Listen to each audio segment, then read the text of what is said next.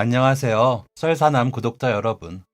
평소 썰사남에 올라오는 사연을 즐겨 듣는 50대 남자입니다. 올해는 저에게 특별한 날이었습니다. 바로 제 딸이 20살이 되는 해였기 때문이죠. 자식이 20살이 되는 게 그렇게까지 특별한 일이냐 싶으시겠지만 저에게 딸이 무사히 성인이 된 건 그 무엇보다 기쁜 일이었습니다. 그 이유는 천천히 이야기해 볼게요. 저는 평범한 집안에서 태어났습니다. 아버지는 크진 않지만 네 식구가 부족함 없이 먹고 살 만큼의 가게를 하나 운영하고 계셨어요. 부족하다는 기준은 서로 다를 테니 좀 더 자세히 이야기해보자면 비싼 과일을 먹을 수는 있었지만 그걸 먹으려면 어머니가 돈을 아껴야 했습니다. 계절이 되면 옷을 장만할 수는 있었지만 최대한 저렴한 것을 찾아 한 벌씩만 입을 수 있었어요. 동생에게 옷을 물려주는 건 당연했죠. 아버지는 일을 하셨고 어머니는 아버지의 일을 조금씩 도우셨을 뿐 평생 바깥일 해본 적 없이 전업주부로의 삶에 익숙한 분이셨습니다.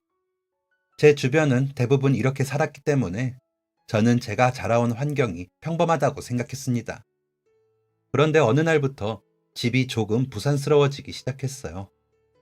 출근 시간과 퇴근 시간이 비슷했던 아버지가 돌아오는 시간이 늦어지고 어머니도 덩달아 바빠지셨습니다.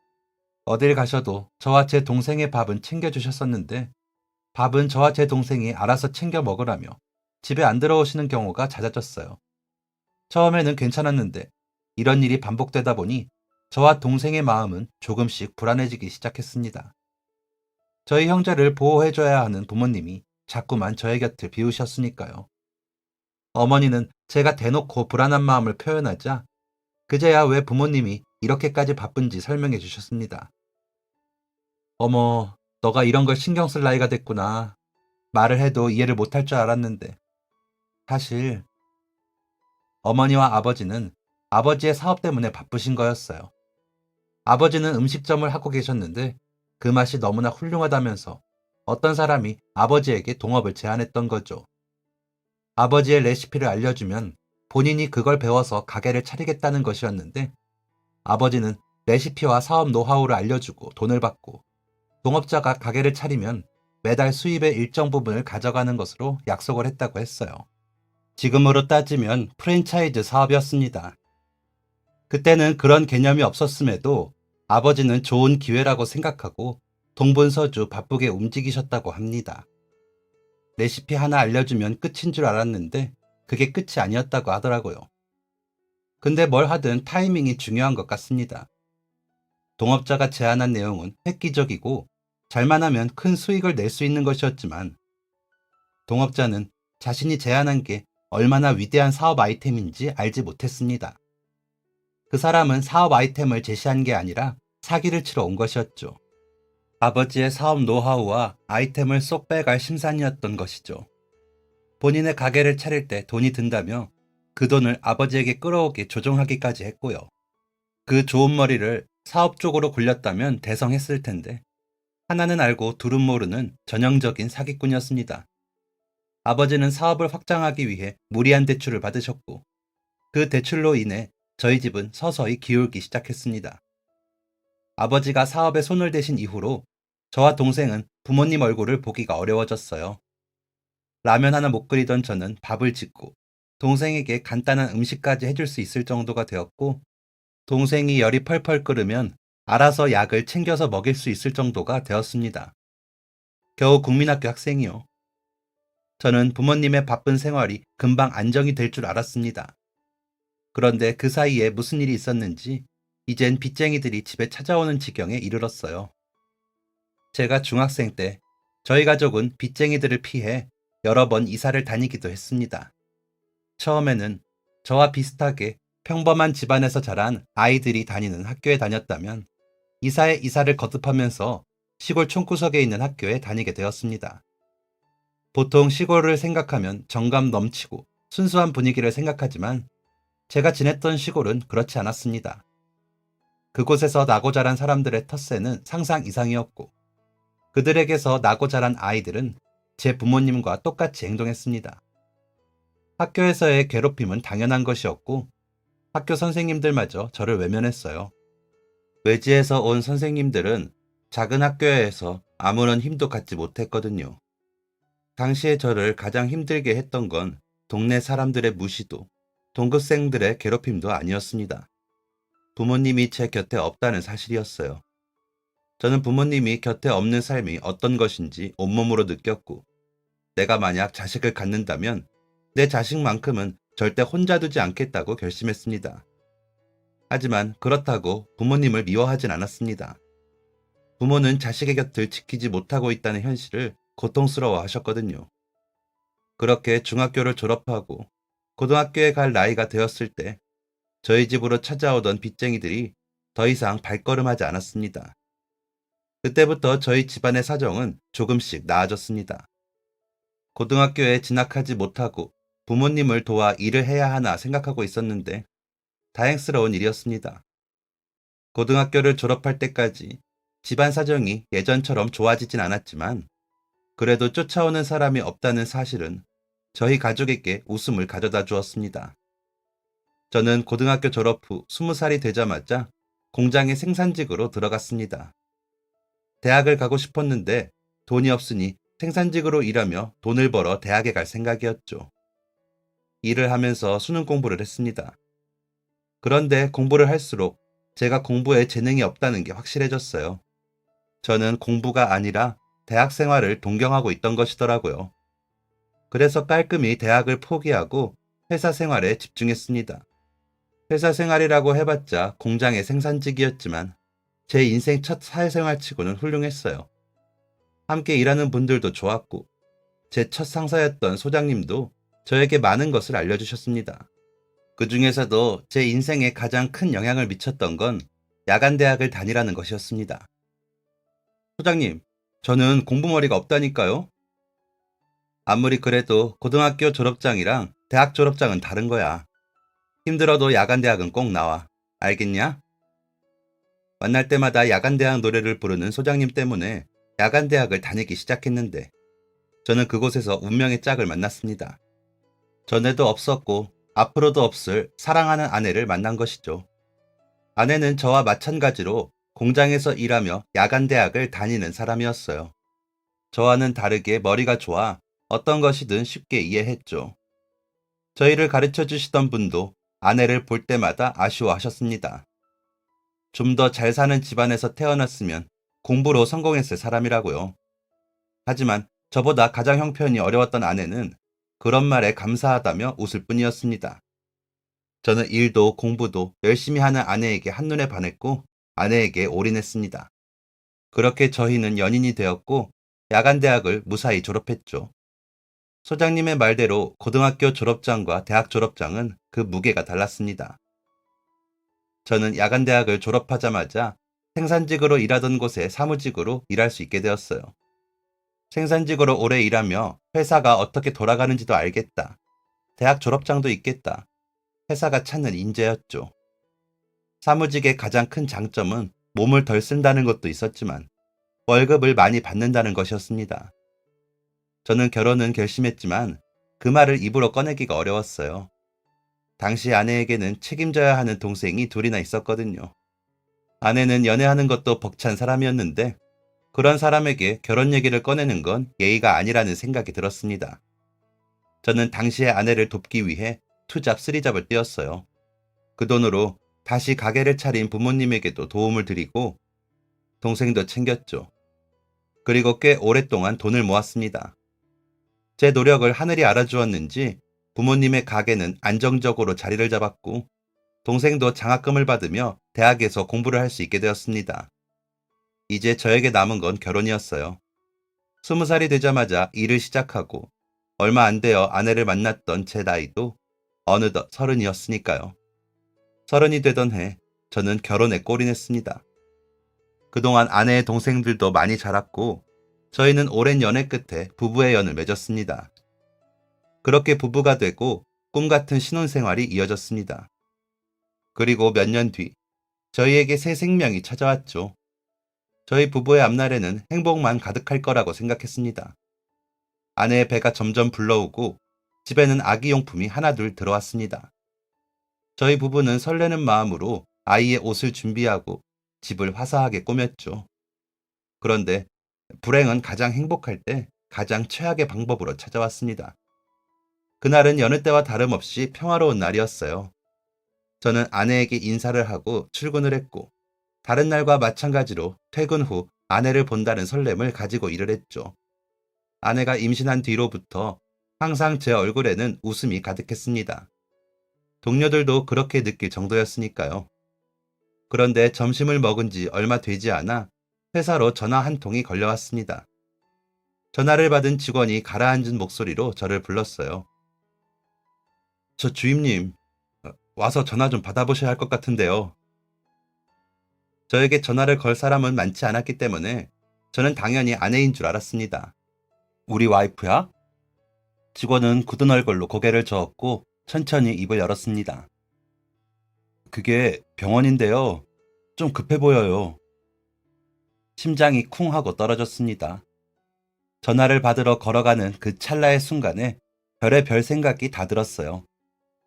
벌써 아이가 나오려는 건가? 예정일은 아직 멀었는데. 그런데 다른 이유로 병원에서 전화가 온 거라면 차라리 아이가 나오려고 한다는 전화가 나왔습니다.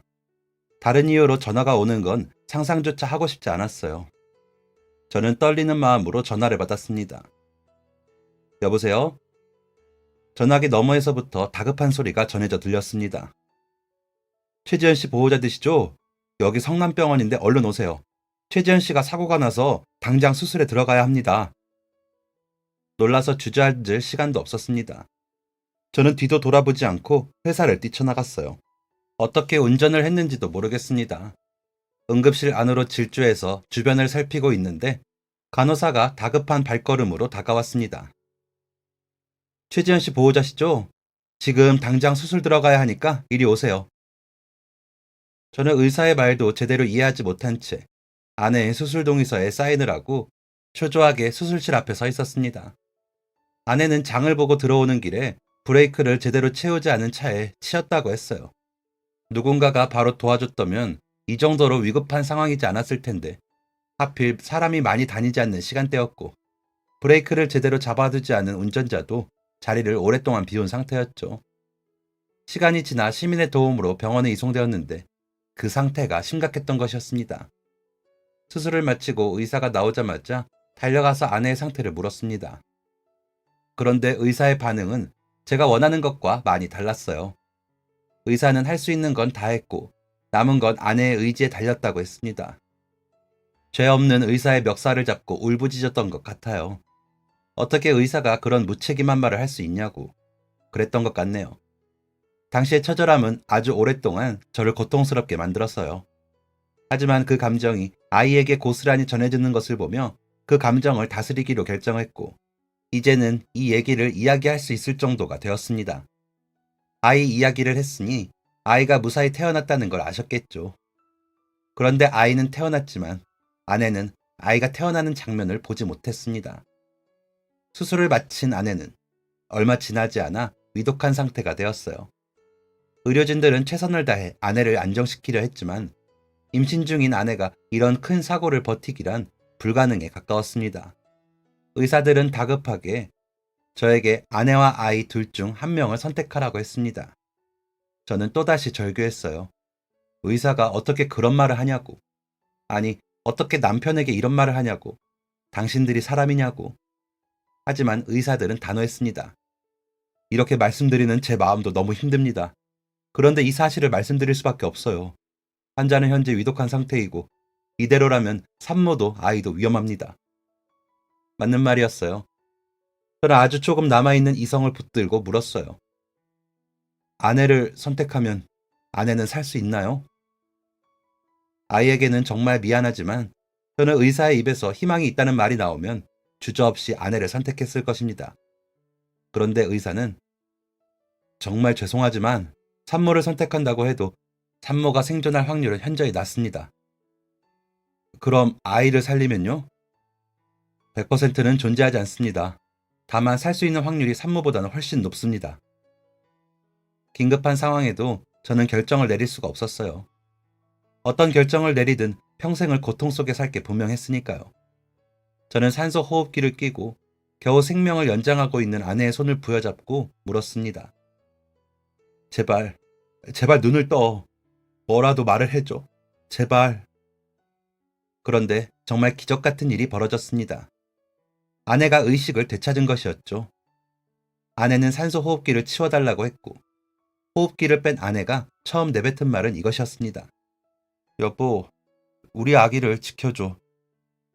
아내는 이 말을 끝으로 다시 의식을 잃었고 그 후로 눈을 뜨지 못했습니다. 아내는 자신의 목숨을 희생해 제게 아이를 안겨주고 떠났어요. 아이를 품에 안은 날 저는 아내를 잃었습니다. 한동안 아이를 마주하지 못했습니다. 아이를 보면 아내가 생각났고 아이를 포기하려고 했던 제 모습이 생각났거든요. 위험한 상황에서 태어난 아이를 인큐베이터에 두고 아내의 장례를 마쳤습니다. 장례를 마치고 나니 저에게 닥친 현실이 파도처럼 몰려와 저를 잡아먹기 시작했어요. 그런 저를 깨운 건 다른 사람도 아닌 제 장모님이었습니다. 장모님은 저를 데리고 아이에게 향했어요. 저는 장모님에게 가고 싶지 않다고 애원했지만 제 손목을 잡은 장모님의 손은 어느 때보다 단호했습니다. 저는 아이를 앞에 두고도 고개를 들지 못했습니다.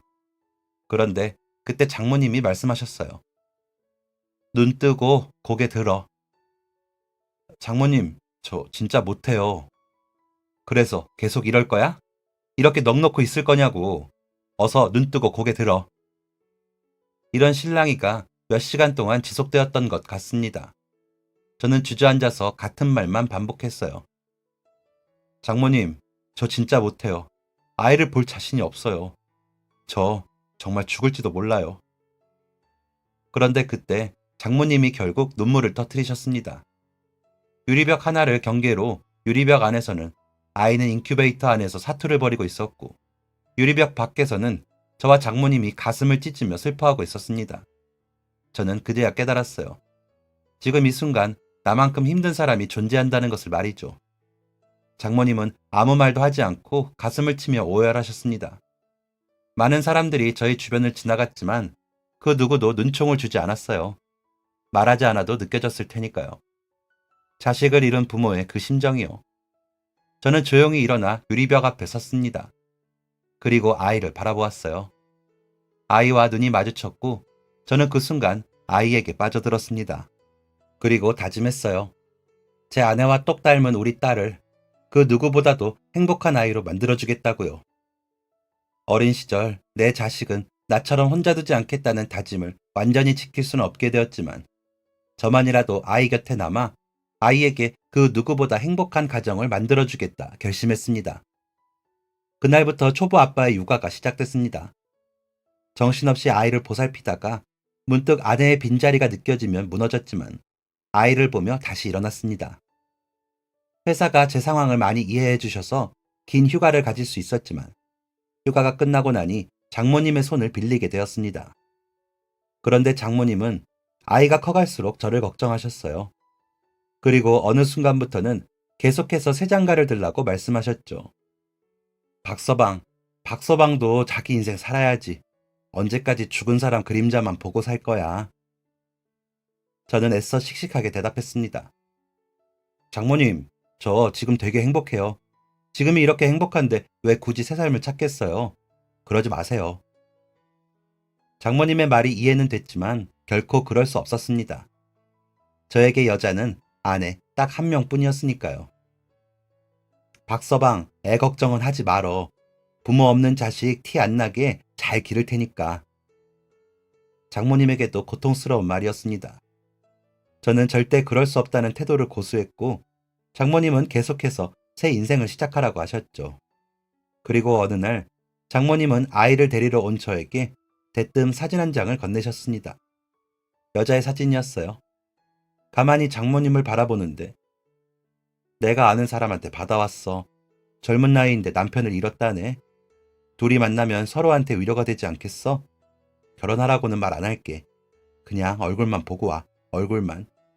그 정도는 할 수 있잖아. 그러면 안 됐지만 장모님의 말을 듣자마자 화가 솟구쳐 올랐습니다. 화를 애써 억누르며 장모님에게 말했어요. 저한테 이러시면 안 돼요. 아냐, 난 정말 박서방이 새 인생을 살았으면 해. 늙은이 소원이라고 생각하고.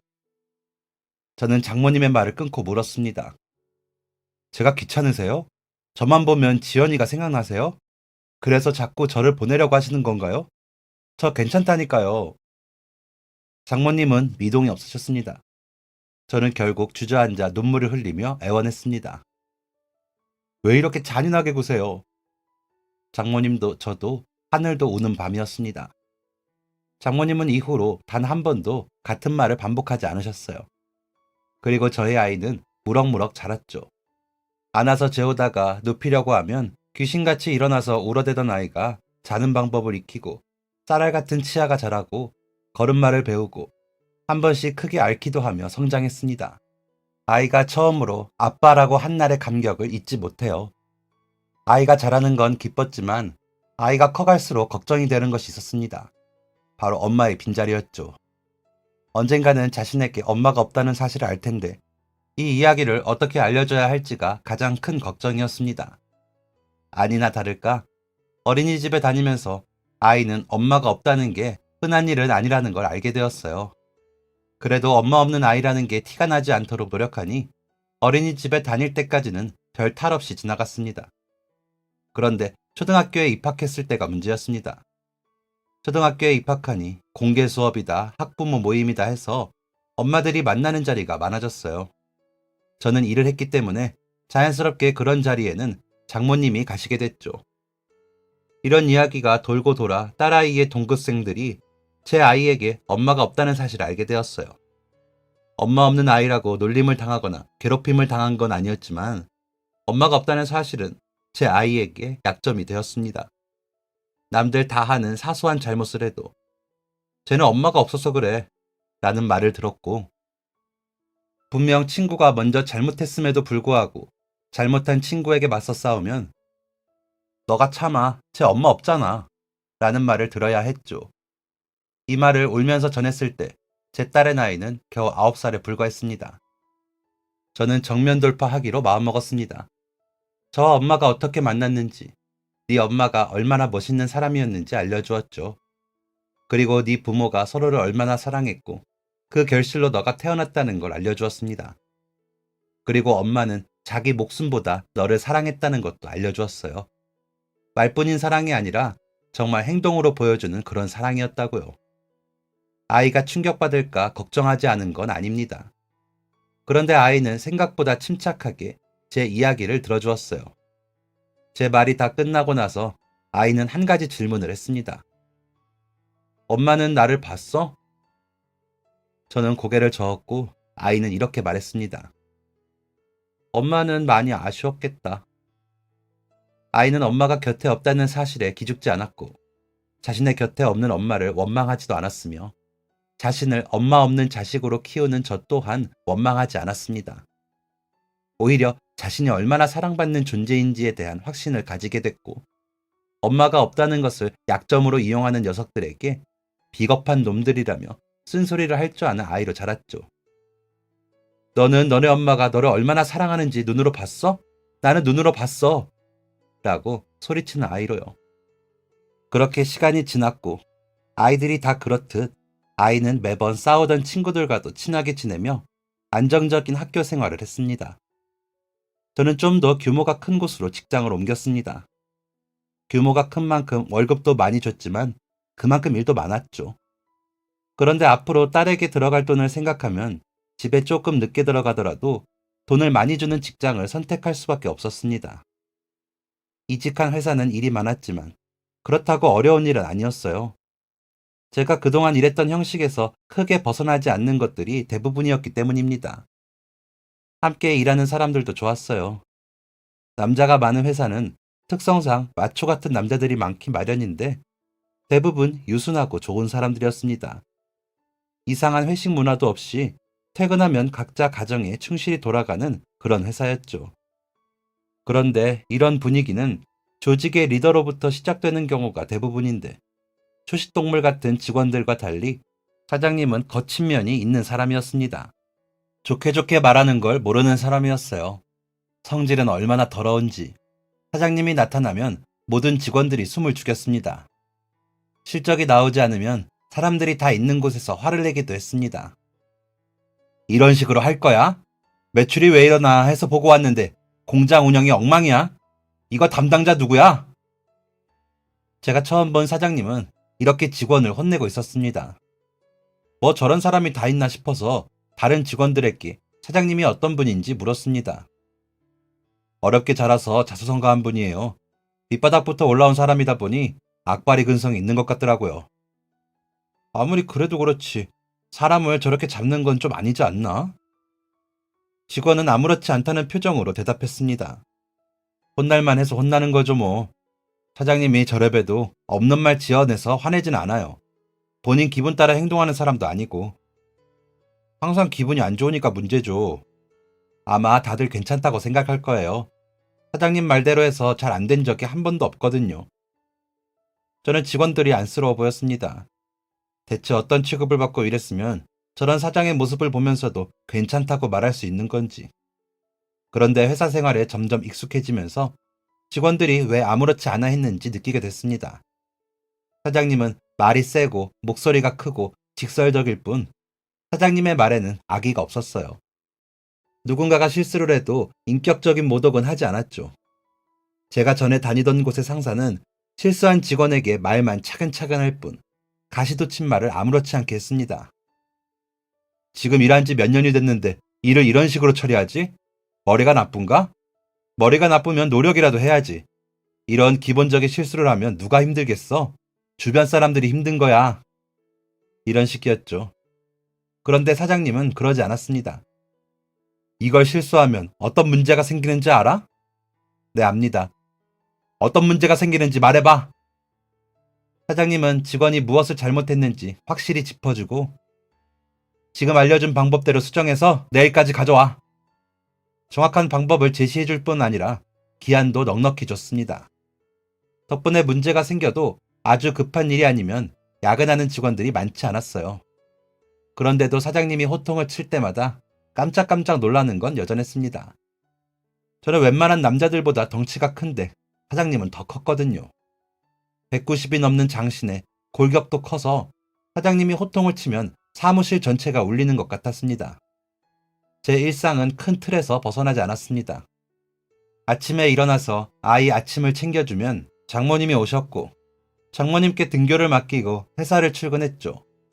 출근해서 열심히 일을 하고 가끔 사장님의 불어령도 듣고 퇴근하는 길에는 딸이 좋아하는 아이스크림 하나를 사고 집에 가면 장모님이 차려주신 저녁을 먹고 아이와 함께 잠에 들었습니다. 잔잔하면서도 평온한 일상이었죠. 그런데 그런 평온이 한순간에 깨져버리는 일이 벌어지고야 말았습니다. 저는 불행은 가장 행복할 때 가장 최악의 방법으로 찾아온다는 것을 이미 알고 있었습니다. 그런데 그 일이 또 벌어질 것이라고는 생각도 하지 못했어요. 일을 하고 있는데 딸의 담임 선생님으로부터 전화가 왔습니다. 선생님은 덜덜 떨리는 목소리로 말했어요. 아버님, 유나가 사라졌어요. 제 딸은 학교에서 체험학습을 가 있어야 했습니다. 선생님의 보호와 통제 아래에서 좋은 걸 보고 경험하고 왔어야 했죠. 그런데 제 딸이 사라졌다니. 아이가 사라지면서 체험학습은 중단됐고 저는 선생님이 있는 학교를 향했습니다. 초임 교사인 담임교사는 어쩔 줄 몰라 하며 앉아 있었고 그 앞에는 침통한 표정의 학생부장과 교감, 교장이 앉아 있었습니다. 지금 이게 무슨 일입니까?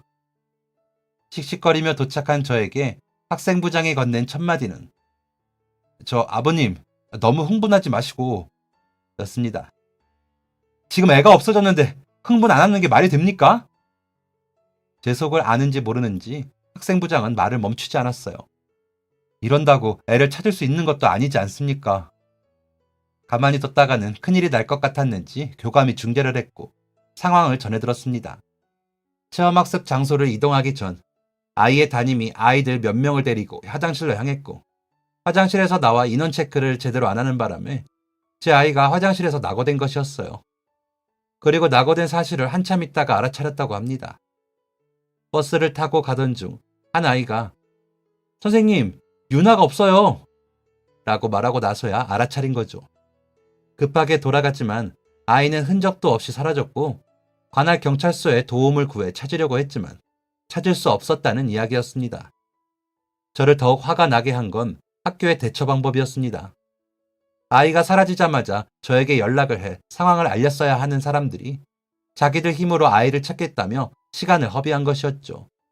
제가 갔다면, 아빠가 아이를 찾았다면 아이를 바로 찾았을 수도 있습니다. 이런 일처리 방법에서도 알 수 있듯이 학교는 책임 회피를 하기 바빴어요. 경찰도 학교도 믿을 수가 없었습니다. 지금 어디서 홀로 헤매고 있을 딸을 생각하면 입안에 모래알이 굴러다니는 것 같았어요. 눈을 감으면 혼자 울고 있는 내 딸 유나의 모습이 아른거렸습니다. 꿈에서도 유나가 나왔습니다. 하루에 1시간도 못 잤던 것 같네요. 저는 눈뜬 시체처럼 아이를 찾아다녔습니다. 처음 아이를 잃어버렸던 것부터 시작해서 그 근방에 만나보지 않은 사람이 없었던 것 같아요. 그 주변 사람들은 제가 지나다닐 때마다 혀를 끌끌 찼습니다. 저는 유나의 흔적조차 찾을 수 없었어요.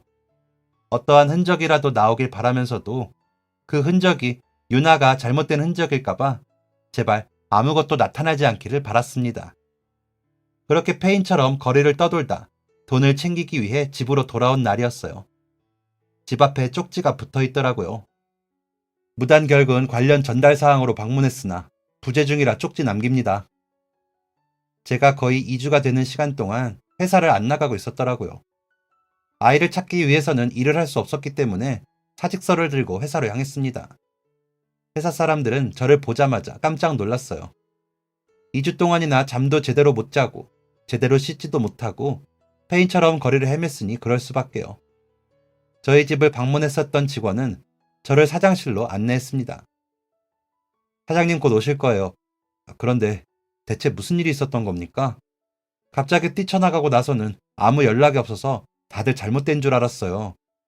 혹시 무슨 일 있나 싶어서 집에 찾아갔는데도 없고 무슨 일이 있었던 거예요? 저는 아무 말도 하지 못하고 품에 안고 온 사직서를 꺼냈습니다. 직원은 움찔하며 사장실을 나갔어요. 사장님 곧 오실 테니까 조금만 기다리세요. 얼마 뒤 여전히 풍채가 당당한 사장님이 들어오셨습니다. 사장님은 들어오자마자 냉수를 들이켜더니 의자에 앉으셨습니다. 저를 뚫어지게 쳐다보시기에 조용히 사직서를 내밀었어요. 이게 뭔가? 사직서입니다. 2주가 넘게 말도 없이 무단결근을 했으니 사직서를 내는 게 맞는 것 같습니다. 그리고 회사를 다닐 만한 상황이 아니게 됐고요. 죄송합니다. 이번 달 급여는 주지 않으셔도 괜찮습니다. 죄송합니다. 저는 사장님이 무슨 말을 하려고 하는지 듣지도 않고 자리에서 일어나려 했습니다. 잠깐! 사장님은 딱 2글자를 뱉으시고는 제 눈앞에서 사직서를 찢어버리셨어요. 지금 이게 무슨... 사장님은 갈기갈기 찢어진 사직서를 테이블 위에 떨어뜨리며 말씀하셨습니다. 그렇게 곧 죽을 사람 얼굴을 하고 와서는 일을 그만두겠다고? 일 그만두면 어디 가게? 죽으러 갈 건가? 할 말이 없었습니다. 제가 죽으러 가지 않을 거라는 자신이 없었어요. 아내가 세상을 떠났을 때 이미 한 번 죽은 목숨이었습니다. 딸만 보고 살아왔는데 딸이 없다면 저는 도저히 살아갈 수 없었습니다. 무슨 일이 있는 거야? 자식이 있는 사람이 일을 그만두는 건 말도 안 되고 애한테 무슨 일이 있는 거야? 사장님이 저에게 일어난 일을 꿰뚫어 봤다는 것도 놀라웠지만 저에게 아이가 있다는 걸 안다는 것도 놀라웠습니다. 저는 한 번도 사장님과 개인적인 대화를 나눠본 적이 없었거든요. 그걸 어떻게... 앉아봐. 사장님은 제게 무슨 일이 있는지 물으셨습니다. 저는 아이를 찾으려고 노력했지만 지금까지 아이의 머리카락 한 올도 찾을 수 없다고 말씀드렸습니다. 감정이 북받쳐 울고 있을 때 사장님이 말씀하셨어요. 사표 못 받아주니까 돌아가. 저는 일을 할 수가 없습니다. 누가 일하래? 가서 애 찾아. 월급 받으면서. 네? 나도 자식이 있는 사람이야. 자식 잃어버린 사람이 직장까지 잃어버리게 할 수는 없지. 내가 애 찾는 걸 직접적으로 도와주진 못하겠지만 돈은 줄 수 있는 사람이야. 월급 꼬박꼬박 받으면서 애 찾아. 사람은 돌아올 곳이 있을 때 희망을 보게 되어 있어. 그럴 수는... 사장님은 위풍당당한 모습으로 제 말을 단칼에 자르셨습니다. 유급휴가라고 생각해. 애 찾으면 그동안 쉰 만큼 일하면 되잖아. 오래 걸리면 쉬는 날 없이 일만 해야 할 테니까 최대한 빨리 돌아와. 사장님의 배려에 눈물이 흘렀습니다. 하지만 현실적인 부분을 생각하지 않을 수 없었죠. 만약 아이를 찾지 못한다면 어떡하죠? 사장님은 평소와 같이 호통을 치며 말씀하셨습니다. 자네, 지금 뭐라고 했나? 말이 씨가 되는 거야. 아비가 돼가지고 이렇게 약한 소리 할 건가? 무조건 찾는다고 생각하고 가. 애 찾고 다시 돌아온다고 생각하라고. 사장님은 일이 있다며 자리를 뜨셨고 저도 회사를 나섰습니다. 저는 사장님의 말을 반신반의했어요. 그런데 사장님은 진심이셨습니다. 사장님은 정말 단 한 번도 빼놓지 않고 급여일이 다가오면 월급을 보내셨습니다. 죽고 싶을 만큼 힘든 와중에 저에게 힘을 보태주는 사람이 있다는 건 참 힘이 되었습니다. 저는 사장님의 말대로 무조건 찾는다는 마음을 가지고 구석구석 아이를 찾아다녔습니다. 만나는 사람들마다 아이의 정보를 알렸습니다. 그렇게 2달 뒤 아이를 보았다는 제보가 들어왔어요. 아이를 찾은 곳은 노숙자 무리속이었습니다. 기절 직전까지 갔습니다. 제 아이가 더럽고 냄새나는 노숙자 소굴에서 2달간을 지냈다는 사실에 억장이 무너졌죠. 그런데 노숙자 소굴에 있던 아이의 표정은 제 생각과 달리 밝았습니다. 냄새가 나기는 했고 조금 야위인 것 같긴 했지만 저를 발견하고 반갑게 뛰어왔습니다. 아빠! 이런 곳에서 2달이나 지냈으면 멀쩡할 수가 없는데 저는 아이의 정신에 무슨 문제라도 생긴 것일까봐 눈을 바라보았습니다. 아이 눈에는 여전히 총기가 가득했습니다. 경찰에 신고하고 아이를 병원에 데려갔습니다. 검사 결과 이상 없음. 혹시 모를 문제가 있을지도 모르니 한동안 병원에서 지내기로 했고 저는 경찰서로 향했습니다. 경찰들은 아이와 함께 있던 노숙자들과 함께 있었어요. 그 사람들은 대부분 정신에 문제가 있는 사람들이었습니다. 아이에게 나쁜 짓을 저지르지는 않았는지 조사해 보았는데 천만다행으로 그런 사실은 전혀 없었습니다. 아이는 오히려 그 사람들을 좋은 사람으로 기억했어요. 그렇게 된 이유는 노숙자의 사정 때문이었습니다. 혼자 있는 아이를 데려간 노숙자는 제 아이를 한 여자아이의 이름으로 불렀다고 합니다. 그게 누구냐고 물으니 어눌한 말투로 내 딸이라고 대답했죠. 그 노숙자 주변에 있던 노숙인은 2명이었는데 3명의 노숙인 모두 여자였고 비슷한 아픔이 있는 사람들이었어요. 누군가는 선천적으로, 누군가는 후천적으로 정신에 이상이 생긴 사람이었다고 했죠. 그 사람들은 제 아이를 지극정성으로 돌봤습니다. 딸아이에게 물었습니다. 그 사람들이랑 있을 때 무섭지 않았어? 딸은 대답했습니다. 그 사람들도 엄마잖아. 그런데 그 사람들은 자기 애들을 못 본대. 얼마나 슬프겠어. 저는 영특한 딸이 길을 잃었음에도 경찰서에 가지 않고 그들과 함께 있었던 이유를 알았습니다. 아이는 그 노숙인들에게서 자기 엄마를 보았던 거예요. 아이의 마음 한구석에는 엄마에 대한 그리움이 있었던 것입니다. 또 자기를 낳고 죽은 엄마에 대한 죄책감이 남아있던 것이죠. 저는 처음으로 아이의 마음을 깊숙이 들여다보았습니다. 그리고 아이가 괜찮을 거라고 스스로를 위안하며 모른 척 해왔던 아이의 진심을 깨닫게 되었어요. 그래도 이렇게 사라지면 아빠가 걱정하잖아. 아빠가 얼마나 걱정했는지 알아? 딸은 아차 싶은 표정으로 대답했습니다. 아빠한테 가려고 했는데 이렇게 시간이 오래됐는지 몰랐어. 영특한 딸이었지만 아직 어린 11살 아이의 대답이었습니다. 저는 그 노숙자들을 고소하지 않았습니다.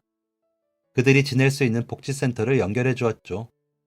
그리고 딸아이가 그동안 저에게 말하지 못했던 슬픔과 그리움을 해결하기 위해 심리 상담을 받으러 다녔습니다.